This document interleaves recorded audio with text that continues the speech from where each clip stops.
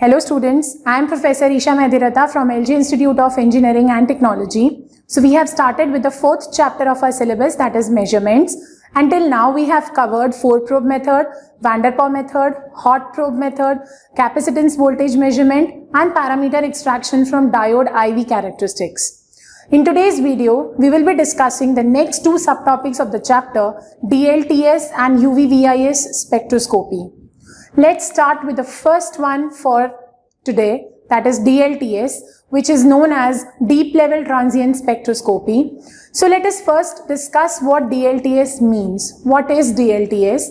It is an experimental tool for studying electrically active defects which are known as charge carrier traps in semiconductors.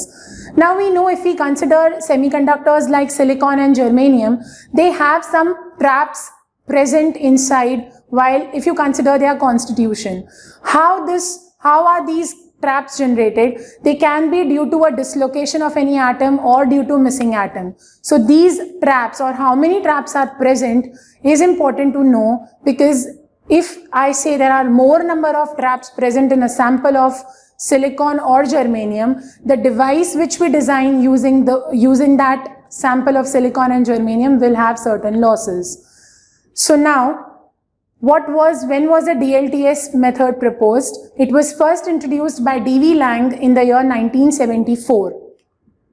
It establishes defect parameters and it measures their concentration also. So what are the defect parameters or the defects present and what is their concentration? That is determined by using DLTS method. Moving ahead, we have, what do you mean by the word deep level? The name itself has the word deep level. So deep level here is used to denote the crystal defects or traps which are mainly present in diodes. So basically deep level means the defects or traps present. What do you mean by the word transient spectroscopy? Transient means for a very short time. So transient spectroscopy is a powerful technique used to identify electronic and structural properties of short-lived excited states. Excited states wherein you give energy, but that is for a very short duration. So to identify structural properties of these short-lived states is the meaning of transient spectroscopy. Moving ahead, what are the applications of DLTS? So applications of DLTS, it is used to identify deep level impurities in semiconductors. It is used to distinguish between the majority and minority traps. Considering a p-type semiconductor, p-type is never an ideal p-type. It has some minority carriers. So these minority carriers can also have traps. So what is the difference between majority and minority traps can be determined using DLTS. Next we have, it gives us the capture rates of both the types of traps. The capture rates of majority and minority traps can also be determined using DLTS method. Let's start with the basic analysis. So it uses a capacitance transient thermal scanning technique which uses capacitance of PN junction to monitor and find out the traps. We have studied what is capacitance of a PN junction diode while I discussed the topic capacitance voltage measurement. So this method basically studies capacitance only, but for a very short duration, and basis on this the parameters are determined. The number of defects are determined. Let us assume an asymmetric diode. What do you mean by an asymmetric diode? Asymmetric diode is the one which has one side more doped as compared to the other. So here we are going to consider an asymmetric diode with P side heavily doped as compared to N side. If I say P has more doping compared to N side, what will happen to the depletion layer? The depletion layer will be more on the N side because P is heavily doped. We have studied this relation of more doping and width of depletion layer while we were discussing the topic Zener. So if I say P is more doped, my depletion layer will be more on the N side. Now let us start with the exact explanation of this transient spectroscopy. So T less than 0, just before the pulse is applied, the voltage pulse is applied, we have the situation like this. You have more part of depletion layer on the N side, and you can see that all the traps in the depletion layer are empty. Because of the white depletion layer, electrons are present in N side and holes are present in p side and there is no movement of electrons, so no recombination, so no filling up of traps. Now let us move on to the part 2, that is the moment where your voltage pulse is given. So suddenly the voltage is increased or suddenly you put it in forward bias condition. What happens? There is a drastic change in the width of depletion layer and it is reduced. So in this case what happens? The electrons, because the depletion layer is reduced, they try to move on the p side. Before they recombine with the hole, the voltage pulse is taken back. But what happens in this short duration? The moment your electrons move because the depletion layer is reduced, what happens? The traps start filling. Step number 3 shows the beginning of the transient. So suddenly there is a change in capacitance due to the forward pulse. And step number 4 indicates that the transition gets back to the normal value. I will be explaining these 4 points one by one. So starting with the first one, we have the reverse bias condition as it is. Traps are empty and there are no charge carriers available for the traps to capture because the diode is in reverse bias condition. Now let us move on to step number 2, wherein the forward pulse is given. So reverse bias is reduced and electrons are captured in the traps. Why? Because the depletion layer reduces suddenly. The capacitance suddenly rises due to decrease in the depletion layer width. We know that capacitance is inversely related to width of depletion layer. Now the depletion layer width has reduced suddenly, so the capacitance will increase suddenly. And the traps are filled up. Moving on to the third part, we have beginning of the transient. So when the reverse bias is restored, we apply a forward pulse for a short duration and then the forward pulse is taken back. So when the reverse bias is restored, the capacitance drops to a minimum value as the electrons are now trapped. You can see in the diagram that the red colored circles are inside the depletion layer, indicating the electrons which tried to move towards the p side are captured by the traps. Let us discuss the last part of the transient spectroscopy, that is decay of transient due to thermal emission of trapped electrons. Now these electrons which were captured by the trap, they are at a higher energy level and they release the energy which is known as thermal emission, and your capacitance comes back to the normal value from where it had started. So I can just say it was this value, suddenly a spike, and then it reduces to the value from where it started. But what has happened in this duration, because of the forward pulse given, the electrons were captured by the traps. According to the emission of these electrons, we can come to know how many electrons were captured, which will give us how many traps were present. So this is all about the spectroscopy method.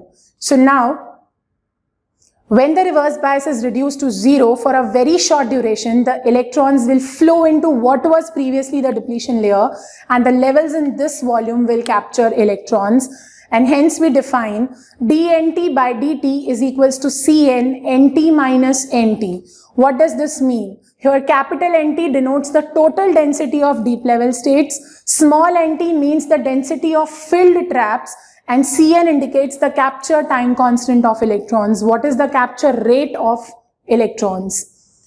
Then we have for a P plus N junction. What do you mean by a P plus N junction? P is more doped compared to N. The width of depletion layer here is given as W is equals to under root of 2 epsilon by Q 1 upon Nd star V0 plus Vr.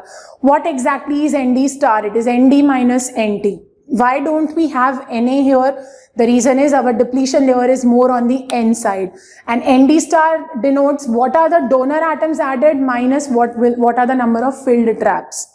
So using this equation, we can say that Nt varies with time, the number of filled traps vary with time. You know why a very short pulse is given? Because if your forward pulse is for a long time, what will happen? The electrons will actually recombine with the holes. And then you won't be able to understand, you won't be able to conclude how many were the traps present which had captured the electrons. And this is the reason we give a very short duration pulse. So we can say Nt varies with time with the equation Ct, that is capacitance as a function of time, C0 1 minus Nt upon 2 Nd e raised to minus t by tau, where tau is equals to 1 upon En, where En is known as the emission rate of electrons.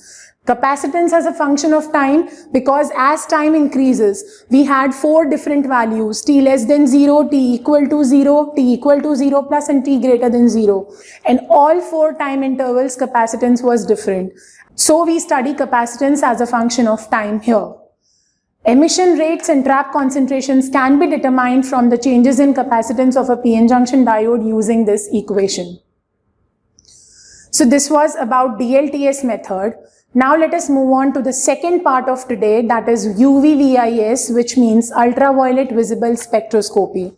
What is UV-VIS spectroscopy? This is a particular method which measures the energy gap of different materials by using absorption spectrum.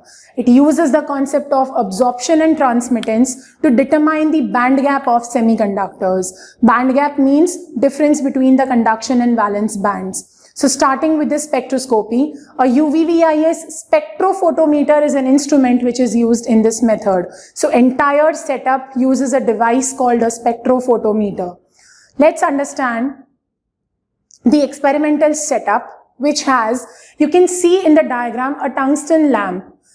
2 lamps with a mirror, they focus on. Now if you have a tungsten lamp, it will emit light which will spread in all different directions. So what is done?